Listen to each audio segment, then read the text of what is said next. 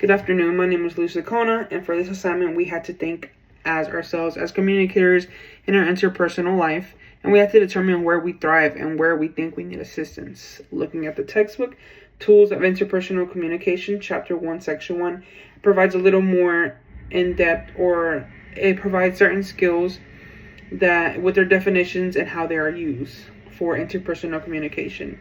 Looking through them, we had to find where we thrive, or find one that we think we thrive in and one we think we need help on. For example, mine was active listening. I feel like I am better or am pretty good at active listening. Active listening, in my words, just means really paying attention to what someone is trying to say or the idea of they're trying to give out. For example, it's really important to be there and just listen so you get a gist of what someone is trying to say.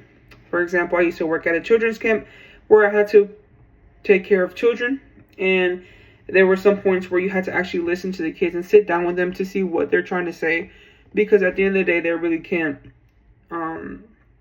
really communicate with us because they don't know how to. They're still developing those stages in life. On the other hand, there was another skill looking through that list that I felt that I needed help on or needed more experience on, which was managing conflict. Conflict is really normal in life, and it's sometimes not easy to deal with, but it's important to handle it well, and it's important to, help us avoid bigger problems to reach goals in life.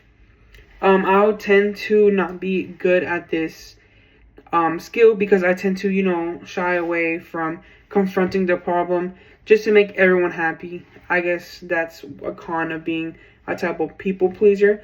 For example, I used to work at Jersey Mike's as a shift leader, and there was 2 employees where they were always going back and forth, and I really brushed it off at first. Like, I really didn't think nothing of it, but it came to a point where I had to say something because it was affecting all of us, and as well as our customers. I just didn't want to say nothing because I didn't want to, pick sides or say who was right, who was wrong. I just didn't want to get in front of it, but I learned that I had to say something because it was going to affect all of us if I didn't say anything. So in that sense, I feel like I need more help on confronting conflict. So looking through these skills, I also researched an article. It's titled, Will Robots Make Good Friends? Scientists are still starting to find out. It was published on February 15th, 2021 by The Conversation. This article basically speaks about how people form friendships with robots, like in the movie Robot and Frank. In the movie, an old man learns to connect with the robot. They build a bond.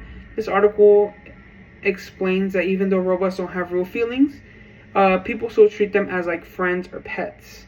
Some experts say that they think it might be helpful, and others say that they think that it could replace real human friendships. But in most cases, robots help people feel heard, and it just kind of makes them less lonely. Active listening and conflict management are important skills that help us build strong relationships even in robots. In Robot and Frank, the researcher mentioned in the article that connecting with others, understanding them, and handling disagreements are key parts of any relationship, whether it's with the person or the robot.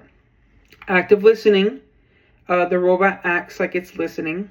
Even though the robot isn't really alive, it pays attention to Frank in the movie. It reminds him to take his medicine, it responds to him, and it just makes Frank feel heard and feel seen and supported. People with robots that seem to care. Many people treat robots like pets or friends because they just seem to listen. Just acting like a good listener sometimes helps people feel emotionally supported. Frank also takes time to accept the robot. He doesn't want anything to do with the robot at first, but then he changes his attitude.